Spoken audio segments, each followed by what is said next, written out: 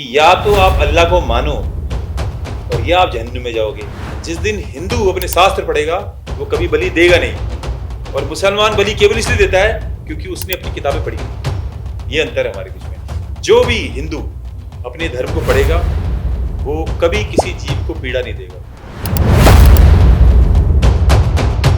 कभी भी मुसलमान और काफिर एक साथ नहीं रह सकते। भारत सरकार इस देश में शरिया लागू करे और ये शरिया लागू करे केवल मुसलमानों के लिए। कोई मुसलमान चोरी करते पकड़ा जाए उसका हाथ काट दिया जाए। अगर कोई स्त्री मुसलमानों की जिना करती पकड़ी जाए तो उसको पत्थरों से मारा जाए। कोई मुसलमान हत्या करे, चोरी करे, जो भी सऊदी अरब में शरिया कानून के हिसाब से जो भी नियम होते हैं मुसलमानों के, सभी मुसलमानों को उसके हिसाब से दंड दिया जाए। और हमारे लिए संविधान है। हिंदू लड़कियों को दोष दूंगा, उनके जो विधर्मी माता पिता हैं, अनपढ़ जाहिल माता पिता जो है, जिन्होंने अपने बच्चों को केवल पैसा कमाने की पहले बनाया बच्चों को मार्क्स लाने की मशीन, कि मेरा बेटा तो इतने % मार्क लाएगा, उसके बाद पैसा कमाने की मशीन, मेरा बेटा इतने पैसे कमाएगा। हिंदू लोगों ने, हिंदू माता पिता ने, विधर्मियों ने अपने बच्चों को केवल मार्क्स लाने की मशीन बना दिया और पैसा कमाने की मशीन बना दिया। उनको सिखाया नहीं कि सनातन वैदिक हिंदू धर्म है, तुमसे श्रेष्ठ इस धरती पर कुछ नहीं है। इस्लाम कोई धर्म नहीं है, धर्म केवल एक है, वो है सनातन। जंगल के राजा को चुना जाता तो शेर राजा नहीं होता, जंगल में जो कुत्ते ज्यादा होते हैं तो वो उस जंगल के राजा होते हैं। तलवार रख दो कर गर्दन पर और हिंदू से कह दो कि मांस खा ले, गर्दन कटवा लेता था, कोई मांस नहीं खाता था। तलवार रख दो गर्दन पर, बोलो कि शराब पी के दिखा, शराब नहीं पीता था। आज क्या कर रहे हैं? जाहिल खरीद के खाते हैं, मांस को खरीद के दारू पीते हैं। नमस्कार, मैं हूं माही सिंह और आप देख रहे हैं द न्यूज़पेपर। हिंदू, मुस्लिम, सिख, ईसाई आपस में है भाई भाई, मजहब नहीं सिखाता आपस में बैर रखना। इस तरीके की कई बातें हमने सुनी हैं, लेकिन पहलगाम में जिस तरीके से धर्म पूछकर, कलमा पढ़वा कर, कपड़े उतरवा कर मार दिया गया, सवाल खड़ा करता है। और अभी ईद बकरीद का समय चल रहा है तो उस पर भी तमाम ऐसे मुद्दे निकल कर आ रहे हैं। ऐसी तमाम बातें हैं जो हिंदू मुसलमानों को लेकर विवादों का विषय हमेशा बना रहता है। और आज इन्हीं तमाम मुद्दों में अपने पॉडकास्ट में चर्चा करेंगे और जानेंगे कि आखिरकार ये देश में चल क्या रहा है।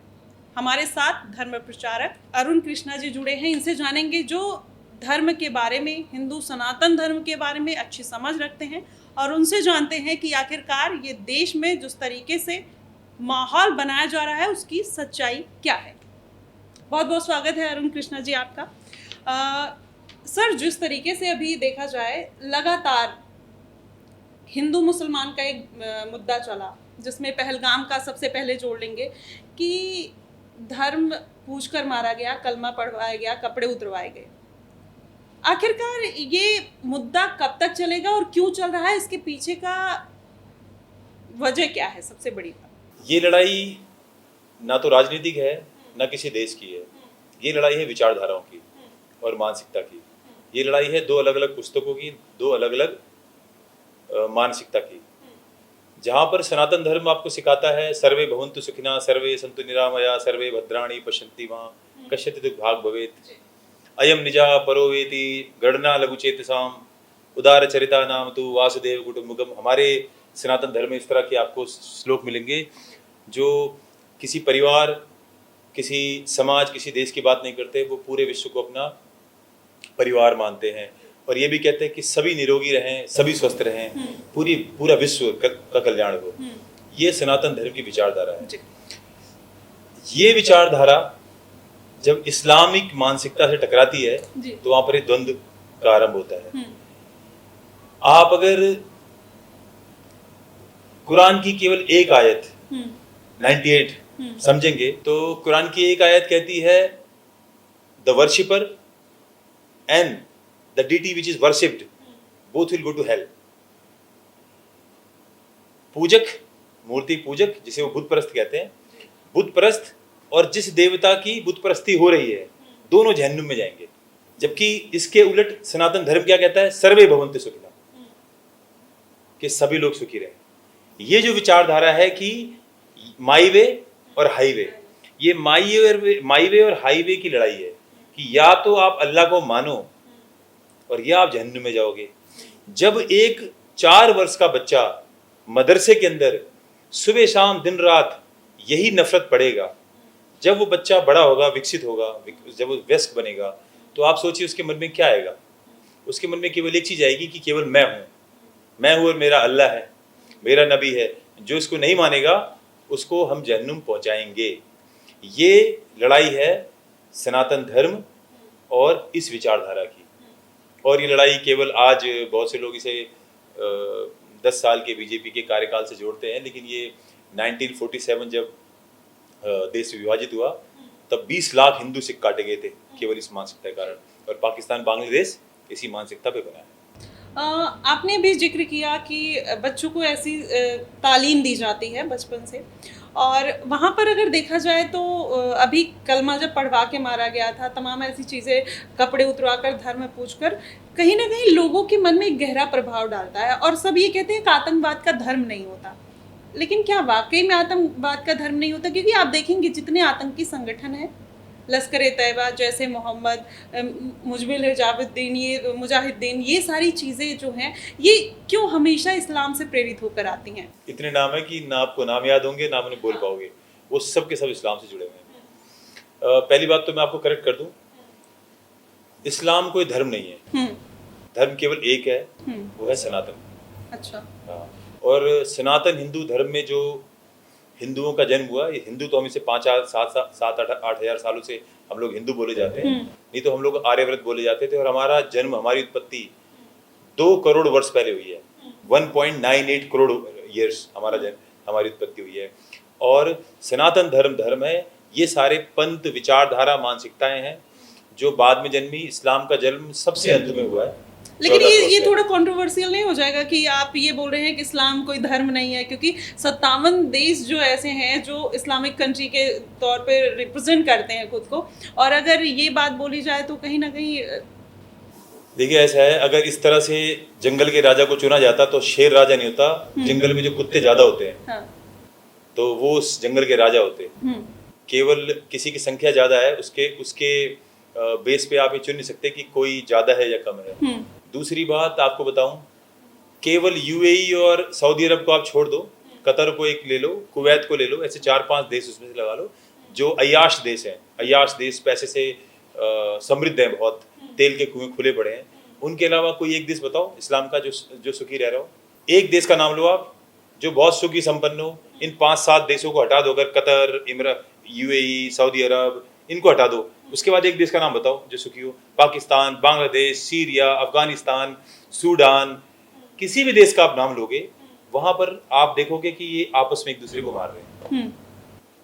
और ये लड़ाई जो है, ये लड़ाई किसी राज्य या किसी प्रॉपर्टी की नहीं है। ये लड़ाई केवल उस आसमानी किताब की मानसिकता की है कि या तो माई वे और हाईवे, या आप मेरी तरह चलो या आप मारे जाओगे।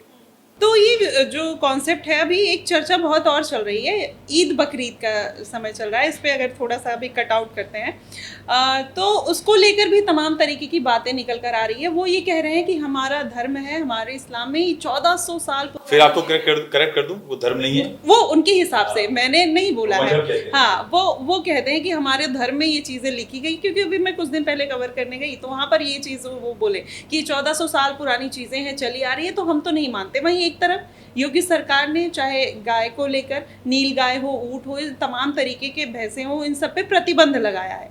लेकिन कुछ लोग हैं उस चीज़ को मानने से इनकार करते हैं, और कुछ लोग धर्म को लेकर काफ़ी कट्टर रहते हैं। उसके बारे में आप क्या कुछ कहेंगे? आप जो लोग अपने आप को इनके प्रॉफिट मोहम्मद के वंशज मानते हैं, आप जरा उनके वेशभूषा देखिएगा। जैसे आप कपड़े पहनते हैं ना, ऐसे आधुनिक कपड़ों में होते हैं। लेकिन जितने भी ये कन्वर्टेड मुस्लिम हैं, जो अगर आप सर्वे करके देखो, वो अपने आप बता देंगे। जितने लोग सच बोलेंगे वो आपको बोलते नजर आ जाएंगे कि जी हम पहले हिंदू ही थे। हमारे बुजुर्गों ने लालचवश, डरवश, कायरतावश, या उसे कोई नाम दे दो, उसी के कारण वो लोग मैनिपुलेट होके मुसलमान उन्होंने अपना नाम रखा। अन्यथा ये सब के सब पहले हिंदू ही थे। अब आपने मुझसे पूछा कि ये कट्टरता और ईद के बारे में। देखिए, बड़ी एक कहावत है कि आपने कभी किन्नर देखा है? किन्नर आप कभी किन्नर को देखना, किन्नर औरतों से भी ज्यादा मटक के चलता है, क्योंकि उसको दिखाना होता है कि मैं औरत हूँ, महिला हूँ। इसी तरह जो भी आपको कन्वर्टेड देश मिलेंगे, 3 मुल्क मिलेंगे आपको, हमारे देश में 25 करोड़, बांग्लादेश और पाकिस्तान, आप देखोगे इनके अंदर कट्टरता बहुत ज्यादा है और इनके अंदर एक इनका कॉमन एनिमी है, वो है भारत। इसका कारण है क्योंकि ये भारत से ही जन्मे हैं। ईद का जो त्योहार है, मैं आपको बता दूं, आपने हमेशा सुना होगा कि सनातन धर्म के बारे में लोग बहुत कहते हैं कि जी इसमें ये अंधविश्वास है, इसमें ये पाखंड है। ईद अपने आप में एक बहुत बड़ा पाखंड है, बहुत बड़ा झूठ है। उसका कारण यह है कि हजरत इनके हजरत, हम तो सनातन धर्म के मानने वाले लोग हैं। इनके जो हजरत इब्राहिम थे, उनको एक दिन अल्लाह का सपना आता है और वो सपना ये आता है कि आप अपनी जो श्रद्धा है, जो भी इसको नाम देते हो, ये अपने बेटे इस्माइल को आप उसे, अगर आपको मुझ में अगर श्रद्धा है तो आप अपने बेटे को नहीं, जो आपका सबसे अजीज हो, हाँ। जो आपका सबसे प्रिय हो, आप उसका बलिदान दीजिए, उसको कुर्बान कीजिए, अगर आप उससे प्रेम करते हो तो अल्लाह से। तो हजरत इब्राहिम ने वहां पे अपने बेटे को लेकर आए, उसकी आंखों पर पट्टी बांधा और उसको अल्लाह के नाम पे कुर्बान करने का प्रयास किया। और तभी वो जो स्टोरी है, एक कॉन्कर्टेड सी स्टोरी है कि तभी वहां पर एक दुम्बा जो भी ये कहते हैं वो आ गया। अच्छा, आपको बता दूं, ये जो बकरा काटते हैं ये तुम्बा नहीं होता, वो एक अलग प्रजाति है, वो तो है ही नहीं इस धरती पे। अच्छा। लगभग वो एक्सटेंशन तक पहुंच चुका है, वो प्रजाति है ही नहीं। तो वहां पर उस तुम्बे को अल्लाह के शक्ति से, ताकत से उसको वहां पेश किया जाता है और तुम्बा काटा जाता है। तो अब ये पूरी जो थ्योरी है, ये मैसेज देती है कि भाई आपको अल्लाह के लिए अपने सबसे अजीज नबी, आपको अल्लाह के लिए अपने सबसे अजीज नबी, अपने सबसे अजीज चीज को कुर्बान करना है। तो भाई अगर आपको अल्लाह को खुश करना है और आप उसी थ्योरी को मानते हो जिसको समझ के आप आज भी ईद मनाते हो, तो फिर सबसे पहले अगर आप अल्लाह को मानते हो, यदि आप अल्लाह को मानते हो, हम तो अल्लाह को मानते नहीं क्योंकि हमारे लिए हमारा सनातन वैदिक धर्म है, हम उस ब्रह्म की संतानें हैं। अगर आप अल्लाह को मानते हो तो आपको अपने बेटे को कुर्बान करना चाहिए, और अल्लाह अगर होगा, अगर उसका एग्जिस्टेंस है तो आपके बच्चे को बचाएगा। ये कहाँ का थ्योरी है कि आप कहीं से बकरा खरीद के लाए, कोई एक निर्दोष बेजुबान जीव पकड़ के लाए कहीं से और आपने उसे काट डाला। इस थ्योरी का उस स्टोरी से कोई मैच है? एक बकरा आप 10 दिन पहले खरीद के लाए, उसे आपने प्रेम प्यार करने का एक नाटक किया और 10 दिन बाद उसी को मार के आप खा गए। इस स्टोरी का उस मैसेज से कि आप अल्लाह के लिए अपने सबसे करीबी, सबसे अजीज चीज को कुर्बान कर दो, दोनों का क्या मैच है? इसी को बोलते हैं झूठ और पाखंड। अच्छा, लेकिन यहाँ पर एक और भी बात निकल कर आती है कि लोग ये भी कहते हैं कि हिंदू धर्म में भी तो बलि दी जाती है, और आप देख लीजिए कामाख्या देवी और तमाम ऐसे नाम देते हैं, एग्जाम्पल्स देते हैं। तो उसका सच क्या है कि हिंदू धर्म में वाकई में बलि प्रथा है या नहीं है? देखिए, हम तो शास्त्र के विद्यार्थी हैं, हम हर बात शास्त्र पे करते हैं, तर्क से करते हैं। आप श्रीमद् भागवत पढ़ते हैं तो भगवान कृष्ण की श्रीमद् भागवत है, उसमें लिखा है कि दया सर्वभूतेषु संतुष्टया या येन केनचा सर्वेन्द्रियोपशांतचा तत्सुत्यासु जनार्दना। तो जो 4 शर्तों में उस जगन्नाथ को पाने के लिए, उसमें पहली शर्त है दया सर्वभूतेषु, सभी प्राणियों पे दया और करुणा। फिर जब आप यजुर्वेद में जाते हो तो यजुर्वेद में कहते हैं मित्रस्याहम चक्षुषा सर्वाणि भूतानि समीक्षे मित्रस्य चक्षुषा समीपे मही, कि हे परमात्मा, मेरे मन में सभी जीवों के लिए प्रेम ला और सभी जीवों के अंदर भी मेरे लिए प्रेम ला। हम दोनों एक दूसरे को प्रेम करें, हम दोनों एक दूसरे के अस्तित्व को आदर करें, और हम दोनों जीव, जानवर और मानव दोनों साथ साथ अपनी दूरी बना के सम्मान से रहें। ये सनातन धर्म कहता है। इसमें बलि की प्रथा कहां से आ गई? लेकिन लास्ट जो बलि प्रथा चलती थी वो नेपाल के केंद्र में चलती थी, क्योंकि नेपाल हमारे परिवार है, हमारा ही घर है। वहां पर हमारे बड़े जो गणमान्य साधु संत हैं वो वहां गए, बड़े स्तर पर बलि प्रथा थी वहां पर, उसको बंद करा दिया गया। कहीं छुटपुट एक कुछ जाहिल इस तरह का काम करते हो, हम उसको प्रमोट नहीं करते, क्योंकि हमारे धर्म में किसी भी जीव को मारना महापाप है। तो आप ये मानते हैं कि ये भी अशिक्षा का एक कहीं ना कहीं पहलू है कि जो लोग अभी बलि प्रथा चाहे हिंदू धर्म में हो और वहाँ पर तो दी ही जाती है, ईद बकरीद में तो खुलेआम अभी आपने देखा 3.5 करोड़ बकरे बकरीद में कुर्बान कर दिए गए। तो अब उस पे कहीं ना कहीं हिंदू धर्म पे भी लोग सवाल उंगलियां उठा रहे हैं। तो उसकी पीछे की जो सच्चाई है कि क्या वो अशिक्षा का एक सबसे बड़ा कारण हो सकता है हिंदू धर्म में?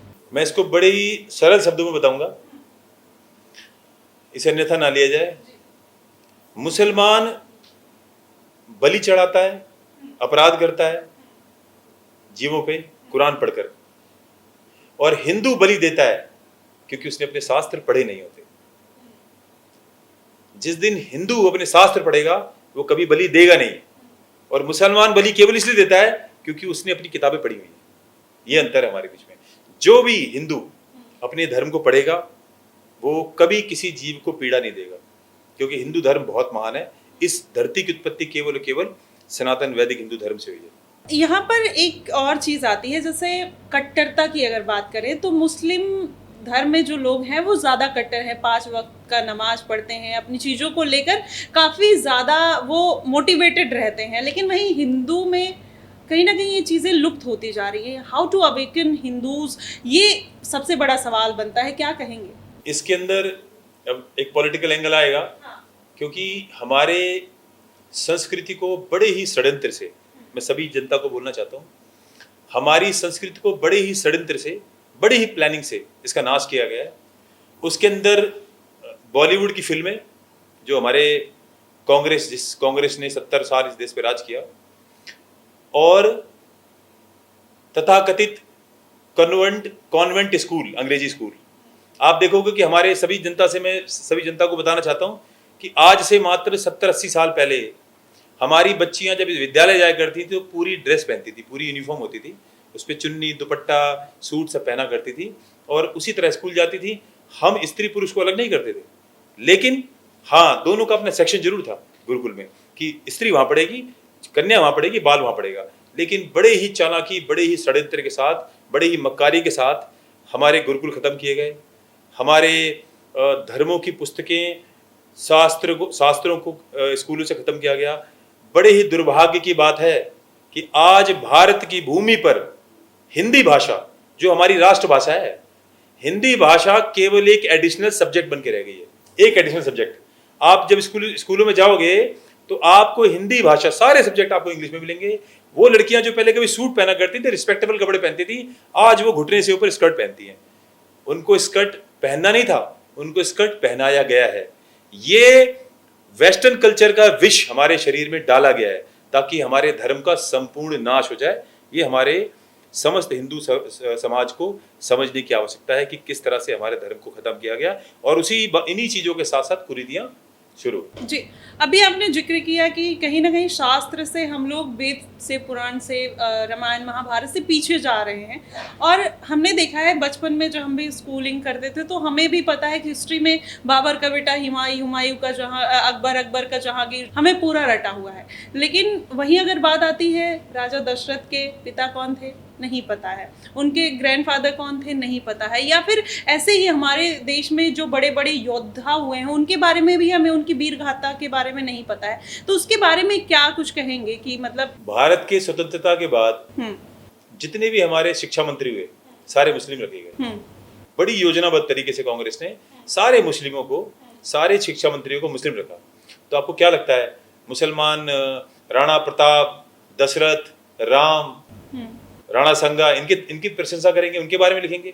पूरी तरह से षड्यंत्र के साथ सारे शिक्षा मंत्री मुस्लिम रखे गए, और मुस्लिमों ने हमारे धर्म का जितना भी व्याख्या थी इतिहास के अंदर सब मिटा दिया गया।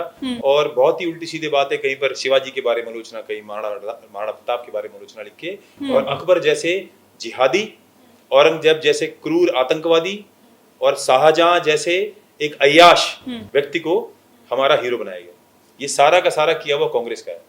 अच्छा, तो आप ये मानते हैं कि कांग्रेस ने ये सारी चीजें किया? तो यहाँ के जो युवा है, कहीं ना कहीं वो, खासकर मुस्लिम युवा की बात करें तो वो अपने आप को कहीं ना कहीं बाबर और हुमायूं के वंशज बोलते हैं, लेकिन वाकई में क्या वो सनातनी है? क्योंकि ये बहुत कंट्रोवर्सी है, वो मानने को तैयार नहीं है। क्योंकि जब वंदे मातरम बोलने की बात आती है तो आपने देखा होगा पीछे हट जाते हैं, भारत माता की जय बोलने की बात आती है तो पीछे हट जाते हैं। इसके पीछे का मेन कारण क्या है? आपने देखा कभी यूएई के कई राजाओं को जय सिया राम बोलते हो?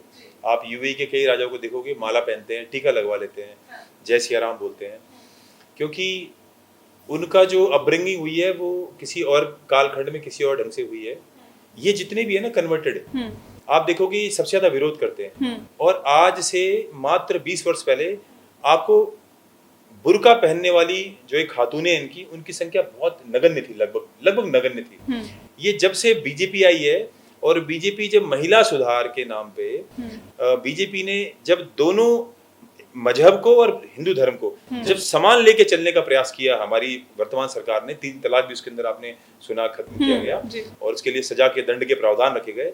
तो क्योंकि हमें विरोध करने के लिए विरोध करना है, तो 90 से 95% आजकल आपको महिलाएं दिखेंगी मुस्लिमों की जो बुर्का पहनती हैं, पहले पहनती नहीं थी।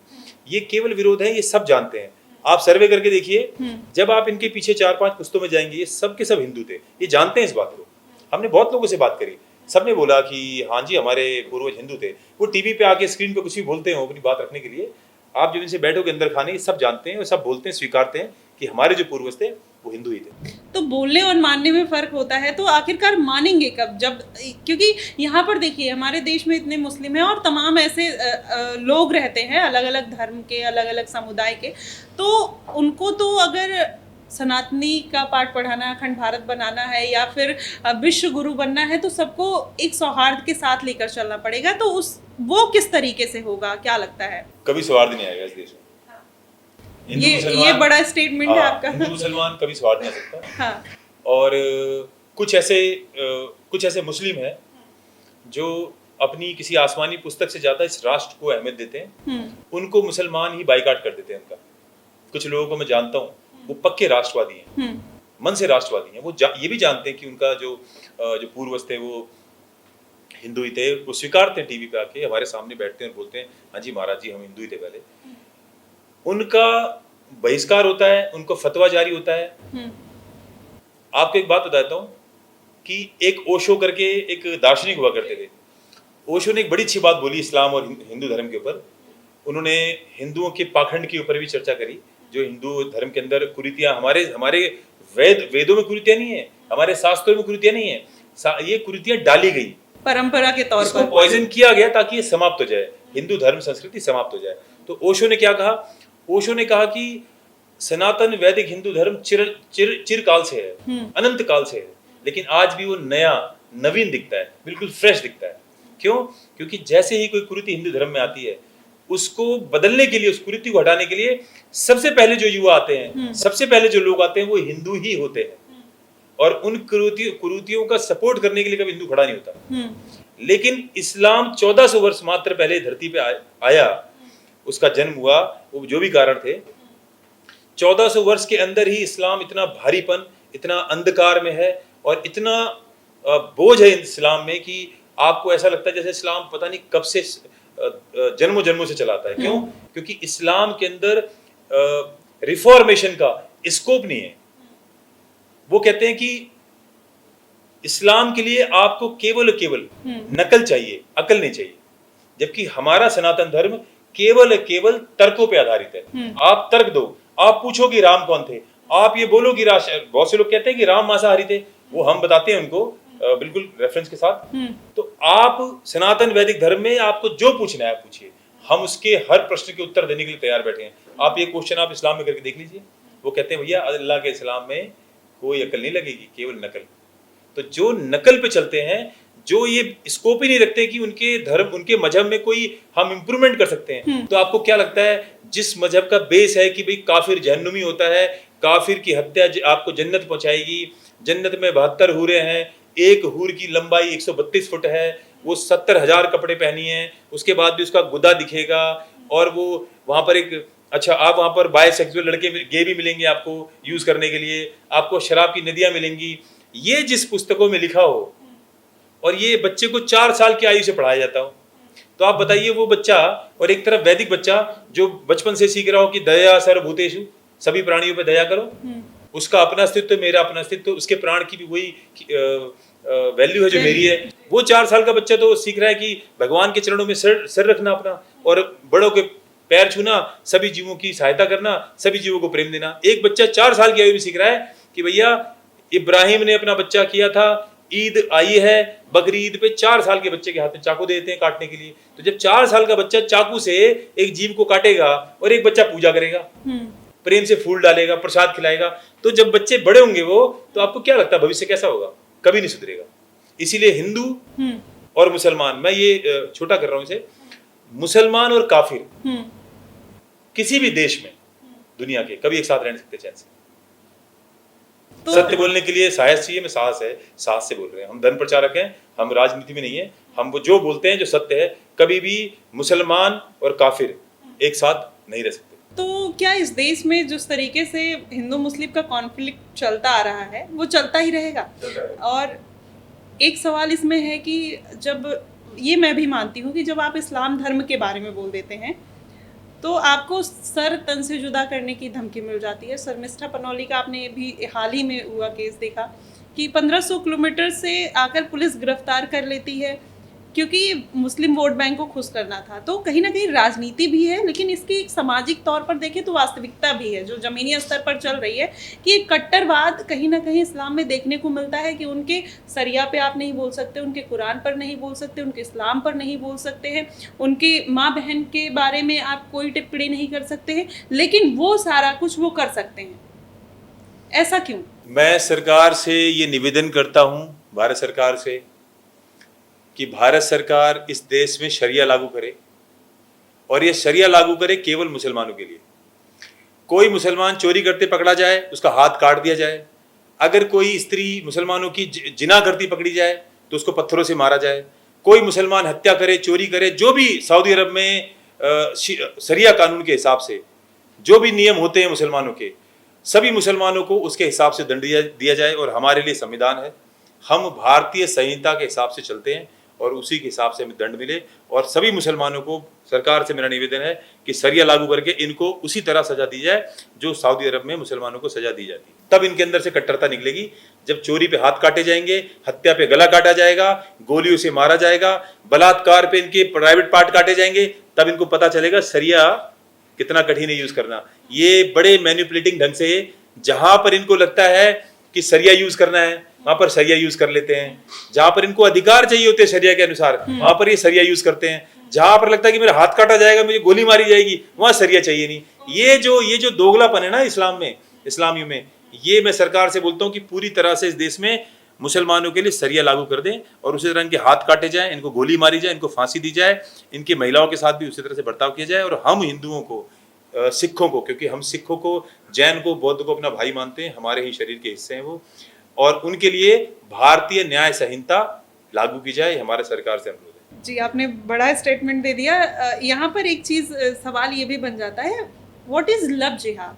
क्योंकि बड़ा कॉन्सेप्ट है और लोगों को समझने में जो हिंदू हैं वो भी कंफ्यूज है और जो मुस्लिम है वो तो मैनिपुलेटेड है, वो उनको तो पता ही नहीं है कि क्या है लव, क्या है चीज़ों को। हूरों, 72 हूरों का ये भी एक कॉन्सेप्ट बहुत चलता आ रहा है, तो कहीं ना कहीं इसमें एक कंफ्यूजन है। इस पर क्या कुछ कहना चाहेंगे अरुण जी? मैं आपको एक सच्ची घटना बताता हूँ, हाँ, और पूरी जनता को बताता हूँ। आज से 7 वर्ष पहले मुझे एक सैलून का मालिक मिला। उसके हाथ में, जैसे मेरे हाथ में कलावा है ना, ऐसे कलावा पहन रखा था उसने, और उसके सैलून के अंदर एक गणेश जी की और छोटी छोटी मूर्तियां थी। और जैसे मुझे मिला वो, उसका काम था जितने भी ताकतवर लोग हैं उनसे जुड़ना, हिंदुओं से, ताकि उसकी सुरक्षा बनी रहे, उसी सुरक्षा के आड़ में पाप करे। और जैसे मुझे मिलता था, वो जिसको मिलता था, राम राम जी, राम राम जी, राम राम जी, राम राम करता। तो हम भी बड़े प्रभावित थे, हम तो सनातनी लोग हैं, बड़े भोले सीधे होते हैं, हम तुरंत लोगों की बातों में आए थे। प्यार से हमसे कोई बोल दे, प्यार से हम गले लगाते हैं, भूल जाते हैं कोई प्यार में भी इसी गले लगाकर हमारे पीठ में कोई छुरा भोग देगा। तो हम उससे जुड़ गए, हम उसके साथ उठने बैठने लगे। फिर धीरे धीरे पता चला कि उसने अवी तवर के नाम से अपनी एक आईडी बना रखी है, फेसबुक आईडी, जिसपे वो जिहादी अपने आप को क्या कहता है कि वो जयपुर का राजपूत परिवार से है, ठीक है। और फिर और पता चला उसके बारे में जान के कि वो हिंदू लड़कियों को इसी अभी तंवर के नाम से फंसाता है और फिर उनको ओयो रूम में ले जाएगा, उनको जगह जगह उनके साथ सेक्सुअल एक्सप्लॉइट करेगा उनको। उसकी अपने ही सगे मामा के बेटी से ब्याह हो रखा है, उसकी एक बेटी है और वो खुद 36-37 साल का अपने आप को, क्योंकि वो बड़ा छोटा सा दिखता है, दिखने में आप पता नहीं लगा सकते कितने साल का है, तो वो 23 साल का लड़का बनके हिंदू लड़कियों को फंसाता था और वो ओयो ले आता था। बाद में और जब जाना उसके बारे में तो पता चला कि वो गाय भी खाता था, गाय भी काटता था। और पता किया जब उसके बारे में तो वो बड़ी सी कोठी में रहता है जयपुर में।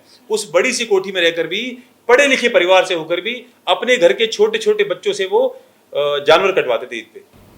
अब बताइए, हम कहते हैं कि जी पढ़े लिखे नहीं है इसलिए ऐसा करते हैं, वो पढ़े लिखे घर का, और नाम बदल के आज भी उसकी आईडी, जब मैंने उसको एक दिन पकड़ा तो उसने अपनी आईडी के अंदर अभी तंवर लिखा, छोटा सा लिख दिया इमरान खान। अच्छा, हाँ, ये मैंने कहीं सुनी नहीं है, ये प्रत्यक्ष रूप से जो मैंने खुद इसे अनुभव किया है। ठीक है, ऐसे ही हमारे हरियाणा क्षेत्र की कई जगहों पे हम लोगों से बात करते हैं तो बताते हैं कि बाकायदा टैग मिलता है, टैग रेट कार्ड मिलते हैं हिंदू लड़कियों के, कि ब्राह्मण की छोरी होगी तो इतने देंगे, किसी हमारे दलित भाई की छोरी होगी, हिंदू होगी तो इतने मिलेंगे, किसी क्षत्रिय की छोरी होगी इतने मिलेंगे, जाट की छोरी होगी इतने मिलेंगे, बनिया की छोरी होगी इतने मिलेंगे, गुजर की छोरी होगी इतने मिलेंगे, पंडित की छोरी होगी इतने मिलेंगे। ये बाकायदा रेट कार्ड बनाए जाते हैं। ये आपको इस बात का अंदाजा नहीं है कि इस देश पे कितना बड़ा संकट आ रहा है। हमें तो ऐसा बोलते हैं, तो जी ये तो जी बाबा है, ये तो धर्म प्रचारक है, इनको तो ऐसा बोलना होता है। मैं वो बातें कह रहा हूँ तथ्य के साथ। आज भी फेसबुक पे चेक करोगे ना तो उस लड़के की आईडी आपको अभी तंवर के हिसाब से मिलेगी, और छोटा सा लिखा होगा उसने कहीं पर, क्योंकि उसे पता चला कि मैंने उसका विरोध किया तो छोटा सा उसने कहीं इमरान खान लिख लिया। और क्यों कर पाते हैं ये लोग? क्योंकि हम हिंदू ही अपने छोटे बड़े लालच में ऐसे लोगों को संरक्षण देते हैं। ये लव जिहाद है, नाम बदलो, हिंदू लड़की को फंसाओ, जब वो आपसे भावनात्मक रूप से जुड़ जाए या सेक्सुअली पूरी तरह एक्सप्लॉइट हो जाए, प्रेग्नेंट हो जाए, शादी हो जाए उससे, तब आप उसे बताओ कि जी मैं तो अमर नहीं हूं, मैं तो इमरान हूं। और आपको एक बात और बताऊंगा, इसमें मैं पूरी तरह से इस जिहादियों को गलती नहीं दूंगा, इसमें हमारी हिंदू लड़कियों का बहुत बड़ा दोष है जी। और हिंदू लड़कियों को दोष दूंगा, उनके जो विधर्मी माता पिता हैं, अनपढ़ जाहिल माता पिता जो है, जिन्होंने अपने बच्चों को केवल पैसा कमाने की पहले बनाया बच्चों को मार्क्स लाने की मशीन, कि मेरा बेटा तो इतने % मार्क लाएगा, उसके बाद पैसा कमाने की मशीन, मेरा बेटा इतने पैसे कमाएगा। हिंदू लोगों ने, हिंदू माता पिता ने, विधर्मियों ने अपने बच्चों को केवल मार्क्स लाने की मशीन बना दिया और पैसा कमाने की मशीन बना दिया। उनको सिखाया नहीं कि सनातन वैदिक हिंदू धर्म है, तुमसे श्रेष्ठ इस धरती पर कुछ नहीं है, तुम मांस नहीं खा सकते, तुम शराब नहीं पी सकते। एक कालखंड था कभी कि तलवार रख दो अगर गर्दन पर और हिंदू से कह दो कि मांस खा ले, गर्दन कटवा लेता था हिंदू, कभी मांस नहीं खाता था। तलवार रख दो गर्दन पर, बोलो कि शराब पी के दिखा, शराब नहीं पीता था। आज क्या कर रहे हैं? जाहिल खरीद के खाते हैं उस मांस को, खरीद के दारू पीते हैं। ये आज हिंदू धर्म का नाश हुआ है। तो आपका शत्रु पहले हिंदू, आपका पहले शत्रु आपके अंदर बैठा हुआ है। पहले उस शत्रु को मारो, अपने धर्म की तरफ जाओ, वेदों की तरफ जाओ, तब आपको शत्रु नजर आएगा। जब आप कहते हो, आपने केरल स्टोरी फिल्म देखी होगी, केरल स्टोरी के अंदर एक घटना है, सभी को जानना चाहिए। जब वो लड़की रेस्क्यू करके वापस लाई जाती है केरल स्टोरी में, तब वो माता पिता से क्या पूछती है? माता पिता से पूछती है कि माता पिता, आपने ये तो बताया कि हमारा धर्म बहुत सुंदर है, लेकिन आपने ये नहीं बताया कि इस्लाम धर्म क्या है आपके लिए। शत्रु बोध नहीं सिखाया। आपने ये कहा कि सभी धर्म समान होते हैं, लेकिन आपने कभी ये नहीं सिखाया कि धर्म केवल एक होता है, सनातन, और उस सनातन पवित्र वैदिक हिंदू धर्म में आपका जन्म हुआ है। इसलिए मुझे पता ही नहीं चला, जब मैं किसी मुसलमान के साथ गई तो मुझे पता ही नहीं चला कि मुझे जाना चाहिए नहीं जाना चाहिए, क्योंकि हमारे लिए तो आपने सिखाया था सभी धर्म बराबर होते हैं। ये हमारे धर्म की कुरीतियां हैं जो हमारे इन पैसों के पीछे, ऐश्वर्य के पीछे भागते हुए विधर्मी माता पिता ने आने वाली इस पीढ़ी को दिया है। उसी की सजा भुगत रहे हैं। आज अनगिनत लाखों में लव जिहाद होते हैं। लड़कियां कभी कभी खुद स्वेच्छा से चली जाती हैं और 95% ये लोग लव जिहाद में फंस जाती हैं। ये जानना भी नहीं चाहती कि तू किस धर्म से आता है, उसके बारे में इंक्वायरी भी नहीं करती हैं। इतनी मॉडर्न, सो कॉल मॉडर्न लड़कियां इतनी आज के समय में इस मॉडर्निटी के जहर को पी चुकी कि उन्हें पता ही नहीं कि वो अच्छा कर रही हैं, बुरा कर रही हैं, अंधकार में है, प्रकाश में, पागल हो चुके हैं सब। लेकिन लव जिहाद इतनी बड़ी सच्चाई है जिसको हम दिन रात भुगतते हैं, जिसको हम दिन रात झेलते हैं, और हमारे कई लोग उत्तराखंड से लेकर और हैदराबाद तक लव जिहाद में फंसी लड़कियों को बाहर निकालते हैं। हम ये आपको जो जो बता रहे हैं ये हमारे निजी अनुभव हैं, हमने कहीं किताबों में पढ़ा नहीं है। जी बिल्कुल। और यहाँ पर ये अगर देखा जाए तो कॉन्सेप्ट क्या है, क्योंकि आप देखेंगे जितनी भी लड़कियां हैं मॉडर्निज्म के नाम पर सच में आपने बोला फंस जाती हैं, और लिबरल सो कॉल्ड लिबरल आजकल हिंदू में ज़्यादा है, और हिंदू में कहीं ना कहीं एकता की कमी आपको नहीं देखने को मिलती है, क्योंकि हम खुद जातियों में बटे हुए हैं कि ये कुर्मी है, ये वैश्य है, तमाम ऐसी चीज़ें हैं। ये प्रश्न आपने, मैं आपको धन्यवाद दूंगा इस प्रश्न के लिए। जी। हमारी एक संस्था है एकत्व, हम उस पर काम करते हैं। हमारे एकत्व के कई लक्ष्य जो हैं उसमें से 3 लक्ष्य हैं। गौ सेवा तो करते हैं, हमारी प्राथमिकता है, लेकिन उसमें लक्ष्य है नशा मुक्त भारत, जाति भेदभाव मुक्त भारत, मांस जीव हत्या मुक्त भारत। जाति व्यवस्था हमारे धर्म की सबसे बड़ी शत्रु है। जैसा मैंने कहा कि मुसलमान आपको अपराध करते नजर आएंगे, ये नफरत जो भी वो कट्टरता दिखाते हैं वो केवल अपनी किताबें पढ़ के करते हैं, और हम इसलिए करते हैं क्योंकि हमने अपनी किताबें पढ़ी नहीं होती हैं। जैसे ही आप अपनी पुस्तकें पढ़ोगे आप एक नए व्यक्ति होगे, आपका व्यक्तित्व नया होगा। भगवान कृष्ण ने भगवद गीता में कहा है कि ब्राह्मण क्षत्रिय विंशा शूद्राणा चा परंतप। जाति व्यवस्था बता रहा हूं आपको भगवद गीता में। भगवान कृष्ण ने कहा है ब्राह्मण क्षत्रिय विंशा शूद्राणा चा परंतप कर्माणि प्रवि भक्तानि स्वभाव प्रभव गुणे, कर्माणि प्रवि भक्तानि स्वभाव प्रभव गुणे। वो कहते, और फिर कहते हैं कि चातुर्वर्णम मया शिष्टम गुण कर्म विभागशः। फिर कहते हैं जन्ना जायते शूद्रा कर्मणा द्विजुच्यते। सारी बातें आप देखोगे शास्त्रों में एक और ले जाती है कि जब आपका जन्म होता है तो आप किसी भी नाम से जाने नहीं जाते हो, आप केवल एक अधम बच्चे हो, उसी पॉटी और पेशाब में लेटे बच्चे हो केवल। जैसे जिन गुणों के साथ आप बड़े होगे उन्हीं गुणों से आप जाने जाओगे। इस यहाँ पर मैं वीर सावरकर जी का नाम जरूर लूंगा। हमारे बहुत सारे हिंदू नेता, हिंदू युवा जो हमारे लोग हैं वो सावरकर जी के बड़े अनुयायी हैं, लेकिन सावरकर जी को आप ठीक से पढ़े नहीं हो। सावरकर जी कभी भी जाति व्यवस्था को मानते नहीं थे। वो कहते थे कि सभी व्यक्तियों को, हिंदुओं को आपस में अंतर जाति विवाह करना चाहिए। सब जब आपस में विवाह करेंगे बिना जाति देखे तो 4 पुश्तों बाद सारी जातियां समाप्त हो जाएंगी। फिर जो जिस गुण में जाएगा उसी गुण से उसका परिचय होगा, उसी गुण से जाना जाएगा। हमारे धर्म में जाति जैसी कोई व्यवस्था नहीं। तो ये हमें सिखाया गया था काफी टाइम से कि वर्ण व्यवस्था होती है। शूद्र जो है वो पैर से निकला है, क्षत्रिय जो है बाजू से निकला है, और जो वैश्य है वो नाभि से निकला है, और जो ब्राह्मण है वो दिमाग से। तो इस तरीके की जो वर्ण व्यवस्था हमें पढ़ाई गई वो क्या है और उसका सच क्या है? ये सिर्फ और सिर्फ हमारे शास्त्रों की ना पढ़ने की समस्या है। हमारे शास्त्रों में कहीं नहीं लिखा हुआ। एक श्लोक आता है इसमें कि ब्राह्मणोज मुखा मासीत बाहु राजन्य कृतो उरु अदस्व तदस्व शूद्र पदभ्याम शूद्र, इस तरह का एक श्लोक है। उसमें कहीं पर ये कहने का उसका केवल उसका जो अर्थ है उस अर्थ को अनर्थ किया गया है। मैं आपको मनुस्मृति का ही, आपने सुना होगा मनुस्मृति की बड़ी आलोचना मनुस्मृति की होती है। बहुत ही सुंदर पुस्तक मनुस्मृति में है। आज के जिनको हम शूद्र कहते हैं, आज हमारे धरती पर इस देश में शूद्र शब्द एक गाली बन गई है। शूद्र शब्द कभी गाली नहीं थी। हम 4 भाई हैं और 4 भाई थे, विद्या, बल, व्यापार और सेवा। आज एक डॉक्टर जो है ना वो भी सेवा करता है, तो क्या वो शूद्र है? ये धरती माँ क्या कर रही है? धरती माँ में पालती और सेवा करती है हमारी। हम क्या नहीं करते धरती माँ के साथ? क्या ऐसा कौन सा एक्सप्लॉयटेशन है जो धरती माँ के साथ करते नहीं है? लेकिन हमारी फिर भी सेवा करती है, हमें प्रेम करती है, तो क्या वो शूद्र है? केवल शूद्र का अर्थ होता था जो वेदों को नहीं पढ़ता था। जैसे मान लीजिए पहले सभी व्यक्ति को वेद पढ़ने अनिवार्य थे। क्षत्रिय वेद पढ़ते थे, वैश्य वेद पढ़ते थे, ब्राह्मण वेद पढ़ते थे। और जो लोग वेद को मना करते थे कि भाई हमें इस वेद से, हमें इस ज्ञान से हमारा कोई मतलब नहीं है, ना हम इसमें हमारी रुचि है, केवल वो लोग जो वेदों को छोड़ के और सेवा भाव की तरफ जाते थे, हम केवल उनको शूद्र कहते थे। अच्छा, यहाँ पर एक कुप्रथा भी है क्या कि शूद्रों को या फिर जो निचले वर्ग के लोग होते थे उनको मंदिर में प्रवेश नहीं करने दिया जाता था? क्या वो अशिक्षा का कारण था या वेद में भी? और एक इसमें एक लाइन और भी है, ढोल गंवार शूद्र पशु नारी, ये सब ताड़न के अधिकारी, ये भी जो कॉन्सेप्ट है कहीं ना कहीं चर्चाओं का विषय हमेशा से रहता है। तो इसके बारे में क्या कुछ कहना चाहेंगे, क्योंकि युवा को लगता है कि कहीं ना कहीं खामियां हैं, क्या है? देखो, मैं तो ये बोलूंगा कि अनगिनत तरीके हैं हमारे धर्म में एक दूसरे को लड़ाने के, उसमें से कुछ दो चार दोहे श्लोक हैं।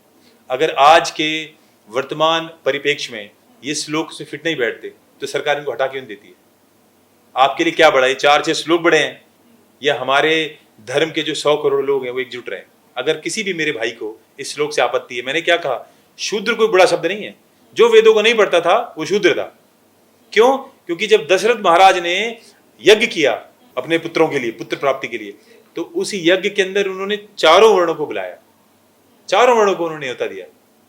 उसमें ये नहीं कहा कि भाई आप शूद्र को लेके मत आना, उन्होंने चारों वर्णों को न्योता दिया कि आप चारों वर्णों को बुलाओ और इस यज्ञ का हिस्सा बने हो।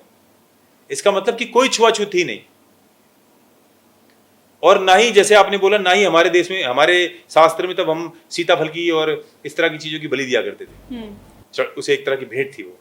तो ये जो है, आप मनुस्मृति की तरफ आपको ले जाऊंगा। मनुस्मृति में ही श्लोक बोला गया है, आप दयानंद जी की सत्यार्थ प्रकाश पढ़ेंगे तो उसमें आपको श्लोक मिलेगा कि शूद्रो ब्राह्मणता स्मृति ब्राह्मणस्य शूद्रताम क्षत्रिय जातम में बंतु विद्या द्वैस तथा बचा, कि शूद्र अपने गुणों से ब्राह्मण बन सकता है, ब्राह्मण अपने कर्मों से शूद्र बन सकता है, क्षत्रिय ब्राह्मण बन सकता है, वैश्य क्षत्रिय बन सकता है। कोई भी अपने कर्मों और कुकर्मों से किसी दूसरे वर्ण में जाएगा।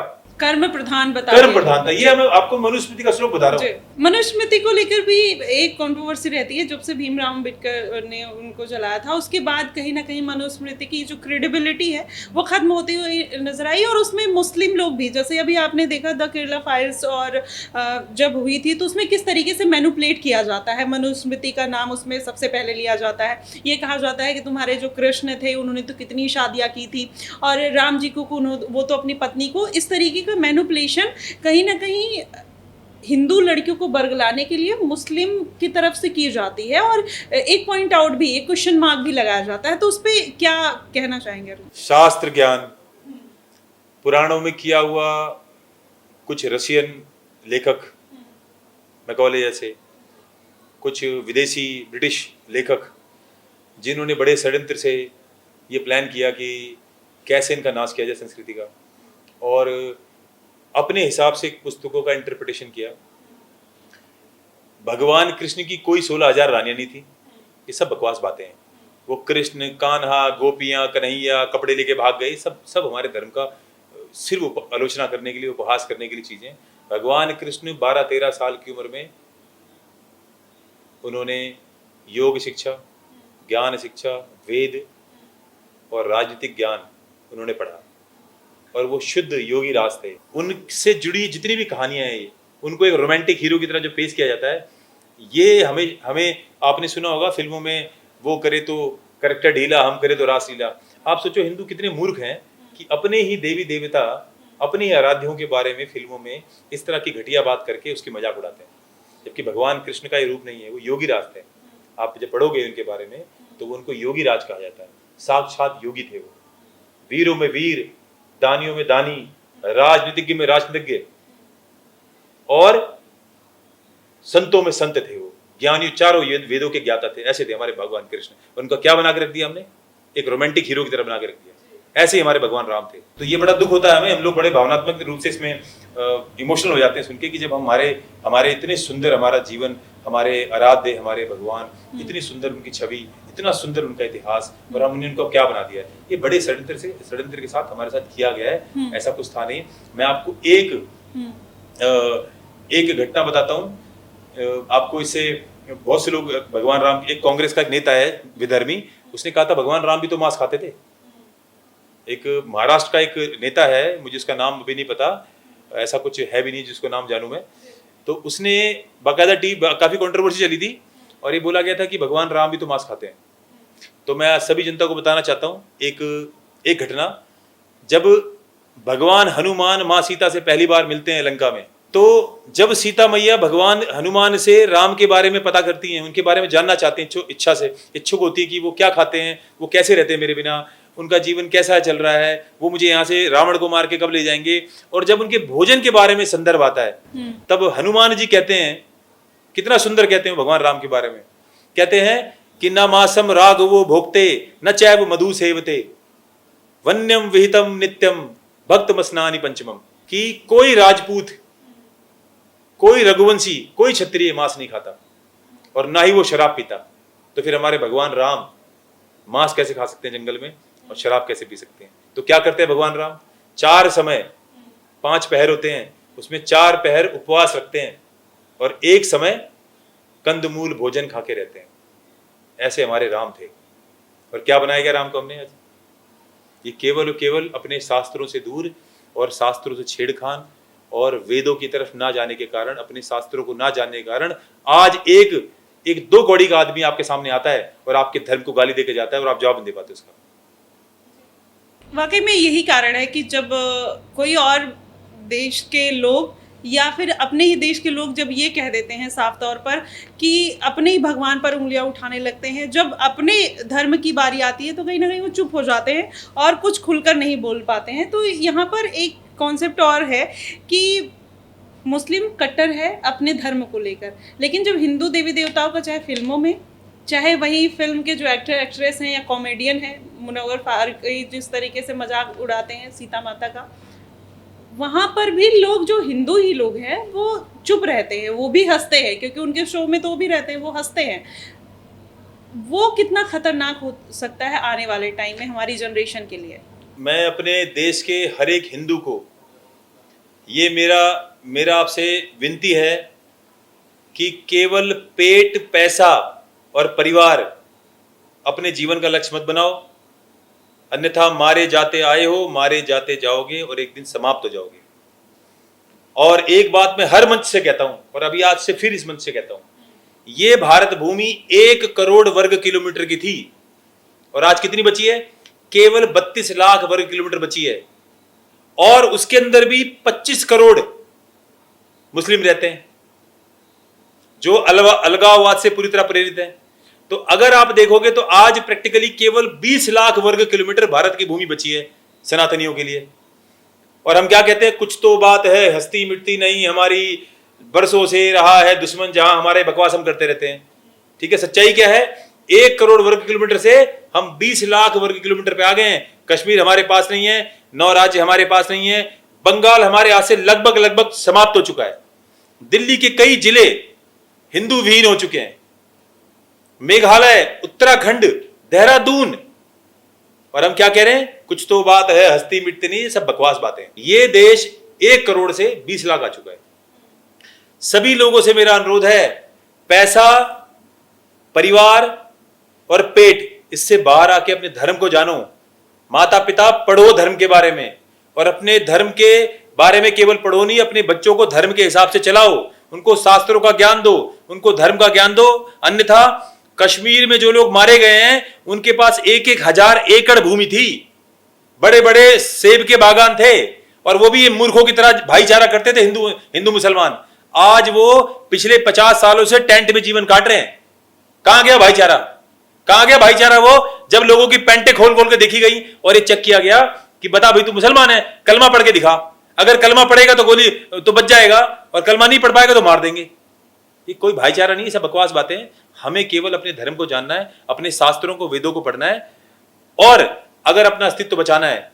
हो सकता है कि आज आप बड़े आराम से ऐश्वर्य से जी रहे हो, लेकिन अगर आप ही की तरह भगत सिंह सोचते कि मुझे तो बड़े आराम से ऐश्वर्य से जीना है, तो आज ये देश आजाद नहीं होता। गांधी नाम का एक व्यक्ति जो भगत सिंह को कहता है कि आप माफी मांग लो ब्रिटेन से, आपको जीवन दान मिल जाएगा, तब उस वक्त भगत सिंह ने पता क्या कहा? उन्होंने कहा आपने बिल्कुल सही कहा, मैं माफी मांग लेता हूं, मेरा जीवन बच जाएगा, लेकिन ये देश कभी आजाद नहीं होगा। इस देश की आजादी मेरे खून पे लिखी जाएगी। जब हम फांसी पे चढ़ेंगे ना हंसते हुए, तब नई पीढ़ी के अंदर उनके खून में उबाल आएगा।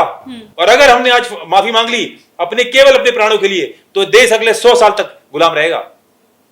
तो जब आप जीते हो ना स्वार्थ में कि मैं आज मजे ले लूं, आज आनंद से जीऊं, मेरा परिवार के साथ जो हो हमें फर्क नहीं पड़ता, तब आपके आने वाली पीढ़ी आपकी फोटो पे जूता मारेगी कि कायरों तुम्हारा पास एक देश था, उस देश को भी तुम बर्बाद करके चले गए। तो हम सभी माता पिता से कहते हैं धर्म पे चलो, बच्चों को धर्म पे चलाओ, अन्यथा मारे जाओगे। अभी आपने हिंदू मुस्लिम का जिक्र किया, यहाँ पर देखा जाए तो मुस्लिम आबादी लगातार बढ़ रही है, वहीं हिंदुओं की आबादी लगातार घट रही है। हम दो हमारे दो का कॉन्सेप्ट लाया, और कहीं ना कहीं अब हिंदू में शादी को लेकर भी एक असमंजस की स्थिति बनी रहती है, और लोग कहीं ना कहीं उससे कट ऑफ करने का ट्राई कर रहे हैं। तो आपको मेरा धन्यवाद है दोबारा कि आपने ये वाला विषय उठाया जी।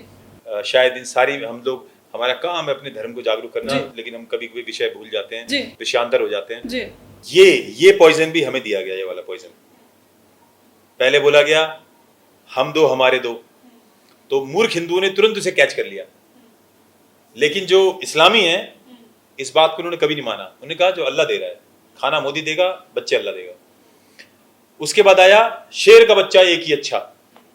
मूर्खों ने क्या बोला, हिंदू मूर्खों ने, शेर का बच्चा एक ही अच्छा। और अब क्या आ रहा है, ना बीवी ना बच्चे, हम सबसे अच्छे। और जाहिलों की तरह सड़कों पे पैसा कमा के दारू पीते घूम रहे हैं, मांस खाते फिर रहे हैं, अय्याशी कर रहे हैं। इसी को हिंदू ने अपना जीवन बना लिया है।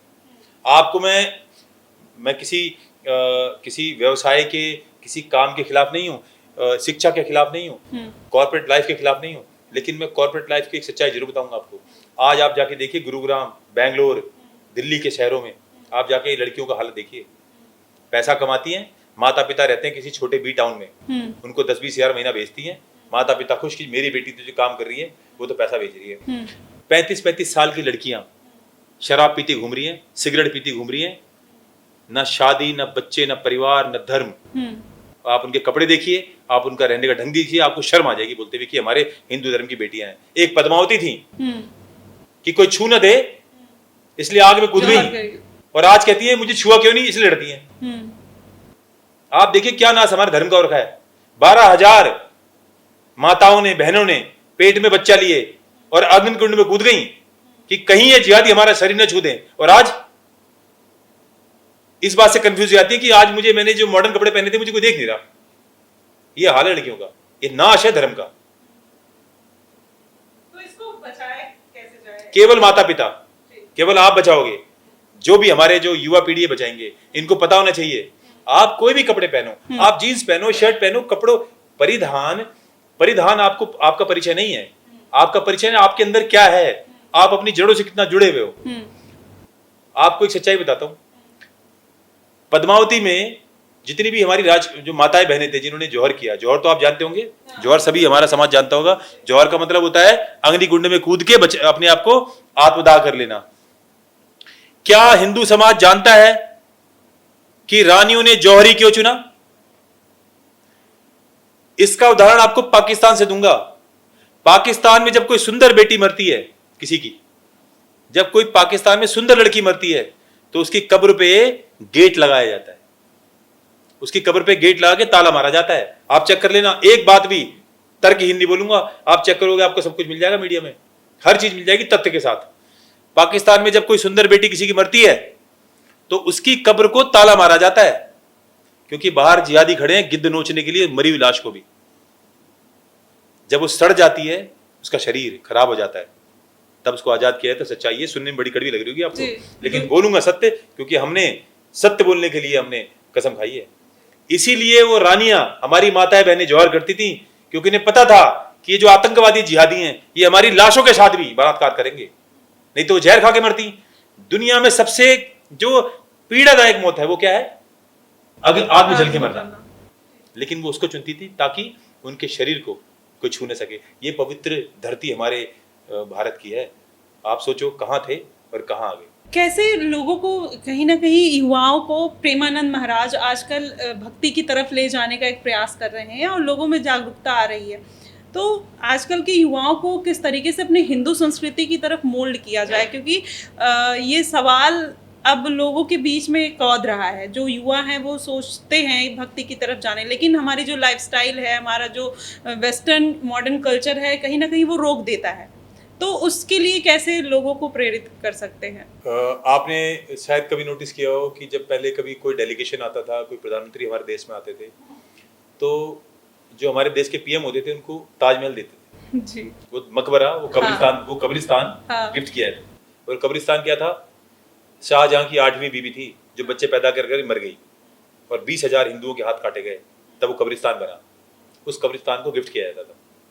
और आज हमारे नरेंद्र मोदी क्या करते हैं पता है आपको किसी को? आज नरेंद्र मोदी सबको भगवत गीता उपहार में देते हैं। ये परिवर्तन है। सरकार से आग्रह करूंगा यही परिवर्तन हमारी शिक्षा प्रणाली में लाई जाए। हिंदी सारी भाषा जितनी भी हमारी किताब पुस्तकें हैं सबको हिंदी पढ़ाया जाए और अंग्रेजी को केवल एक सब्जेक्ट रखा जाए और एक सब्जेक्ट कंपलसरी होना चाहिए वेद, भगवत गीता, और उसके नंबर्स, उसके मार्क्स एग्जैक्टली वैसे ही उसको ट्रीट करना चाहिए जैसे आप साइंस को, मैथमेटिक्स को ट्रीट करते हो, ऐसे ही हमारे धार्मिक पुस्तकों को शिक्षा प्रणाली में लाएं अगर सरकार को इस धर्म को बचाना है। फिर तो कोई मुस्लिम पढ़ने ही नहीं आएगा अगर ना ऐसा पढ़े, होगा। वो तो मदरसे में पढ़ते हैं। हमें मुसलमानों को नहीं ठीक करना, हमने मुसलमानों को ठेका नहीं लिया है, हमने केवल ठेका लिया सनातन धर्म का। जैन, बौद्ध, हिंदू, सिख, हमने केवल ठेका इनका लिया है। हाँ, हमने मुसलमानों का ठेका ले लिया। और मैं एक बात बोलना चाहता हूँ, मेरे बहुत सारे ऐसे मित्र हैं जो मेरे अनुयायी हैं मुस्लिम, ये बात आपके लिए नहीं है क्योंकि आप लोग राष्ट्र के लिए लड़ रहे हैं। कुछ मुसलमान, कुछ वो जैसे ही राष्ट्र के लिए बोलते हैं और हिंदू भाई भाई की बात करते हैं उनको फतवा जारी हो जाता है। अच्छा, यहाँ पर एक पॉलिटिकल सवाल ले लेंगे। Why does every Muslim hate BJP so much? क्योंकि बीजेपी के राज में आज ज़्यादा यूपीएससी के एग्ज़ाम क्लियर कर रहे हैं मुसलमान, क्योंकि बीजेपी के राज में ज़्यादा आईएएस बन रहे हैं, बीजेपी के राज में बहुत सारे डॉक्टर्स बन रहे हैं, बहुत वकील बन रहे हैं, उनका एजुकेशन लेवल अच्छा हो गया, बीजेपी ने उनको घर दे दिया, बीजेपी ने उनको सिलेंडर दिया, बीजेपी ने उनको बहुत सारी कन्याओं से जुड़ी बहुत सारे सरकारी अनुदान दिए, इसीलिए बीजेपी चढ़ते हैं। कारण क्या है कि मुसलमानों को ये सब चीज़ें नहीं चाहिए। उनको चाहिए सड़क को घेर के नमाज पढ़ने की आज़ादी, जहाँ चाहे मस्जिद बना ले उसकी आज़ादी। तो उस पे भी रोक लग गई। जहाँ चाहे बीजेपी से चिढ़ने के कारण बीजेपी ने उनको सारी सुविधाएं दी, सबका साथ सबका विकास करके उन्होंने उस मंत्र को फॉलो किया और सबके साथ इक्वल ट्रीट किया। लेकिन उनको ये चीजें नहीं चाहिए। उनको चाहिए कि जैसे ही कांग्रेस के समय में वो जिस भूमि को चाहे कब्जा कर लें मस्जिद के लिए, जिसको चाहे कब्जा करके मदरसा बना दें, जहां चाहे सड़क घेर के नमाज पढ़ने लग जाएं, जिसकी बहन बेटी चाहे उठा लें। ये उन्हें अपने मजहब की स्वतंत्रता चाहिए। सड़क पे जानवर काटें, गाय काटें, लैंड जिहाद करें, लव जिहाद करें, उन्हें कोई कुछ कहे ना, बस। ये सब आजादी कांग्रेस के समय में थी। हाँ, ये सारी आजादी कांग्रेस के समय थी। लेकिन कांग्रेस के समय में इन मूर्ख मुसलमानों को कहना चाहता हूं, तुम लोगों को केवल कांग्रेस ने क्या दिया? केवल आपको अपने अंधे मजहब की आजादी की दौड़ दी। आप जो मर्जी करो देश में, लेकिन आपको कुछ दिया नहीं। और भाजपा, आज की वर्तमान सरकार ने इनको घर दिया, पैसा दिया, नौकरी दी। आज पहले से ज्यादा यूपीएससी के एग्जाम्स मुसलमान क्लियर कर रहे हैं, लेकिन इनको ये चाहिए नहीं। इनको चाहिए केवल केवल मजहब की आजादी। आजकल मुसलमान कांग्रेस को पसंद कर रहे हैं। क्या लग रहा है कि कभी अब आगे in future Rahul Gandhi PM बनेंगे? राहुल गांधी कभी पीएम नहीं बनेंगे। राहुल गांधी का ये सपना पीएम बनने का इस धरती से चला जाएगा। इस धरती को छोड़ के चले जाएंगे। राहुल गांधी कभी पीएम नहीं बनेंगे, क्योंकि उनके अंदर पीएम के जो गुण होते हैं ना, वो है नहीं। मुसलमानों की भी एक मजबूरी है राहुल गांधी को वोट देने की, क्योंकि उनके पास कोई और विकल्प है नहीं। काफिर को हराने के लिए काफिर को वोट देना पड़ रहा है। जिस दिन इनकी संख्या वहां पहुंचेगी जो ये चाहते हैं, तभी किसी काफिर को वोट नहीं देंगे। तो क्या बीजेपी ही? क्या आपकी बात काट रहा हूँ। हाँ। क्या हैदराबाद में ओवैसी के सिवा कोई और जीत सकता है?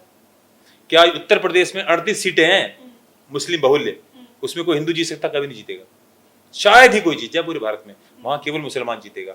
इसीलिए जब तक इनकी ये मजबूरी है काफिर को हराने के लिए, यानी कि बीजेपी की काफिर को हराने के लिए दूसरे काफिर को वोट देना, तब तक ये आपको दिखेंगे कांग्रेस को, सपा को वोट देते हुए। जिस दिन इनकी संख्या वहां पहुंची जहां ये चाहते पहुंचाना, उसके बाद कोई काफिर नहीं बचेगा। यहाँ पर किसी काफिर को वोट नहीं दिया जाएगा। तो क्या बीजेपी ही हिंदुओं की रिप्रेजेंटेटिव है?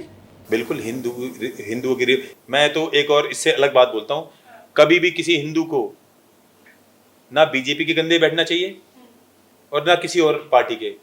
हिंदू अपने पैरों पर खड़ा हो, अपने एकता के बल पे, अपनी संगठन के बल पे हिंदू को खड़ा होना चाहिए। बीजेपी से हम नहीं है, हमसे बीजेपी है, हमसे सरकार है। तो कभी भी हम बीजेपी को सपोर्ट करते हैं, क्योंकि हमारे प्रभु राम का मंदिर बना के दिया, हमारे कई मंदिरों का जीर्णोद्धार किया, और ऐसे बहुत सारे कल्याणकारी कार्य हमारे धर्म से जुड़े बीजेपी कर रही है। हम उसको नमन करते हैं बीजेपी को, और हमेशा हम उस पार्टी के साथ हैं जो राम की बात करेगा, जो हिंदुत्व की बात करेगा, जो अयोध्या की बात करेगा, वो हमारे दिलों पे राज करेगा। लेकिन फिर कहता हूं, मुसलमान की कोई सरकार नहीं है, उनके पास एक चीज है केवल, वो एकता।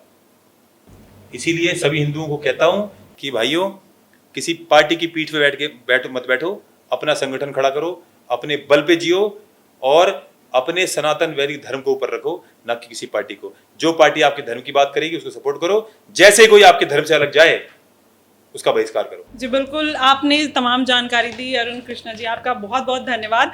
और मिलेंगे नेक्स्ट पॉडकास्ट में और जानेंगे कि आखिरकार इसका पार्ट 2 अगर आपको पसंद आता है तो वो भी लेके आएंगे। आप हमें बताइएगा, जो सवाल हमसे छूट गए हैं वो नेक्स्ट पॉडकास्ट में आप तक पहुंचाएंगे।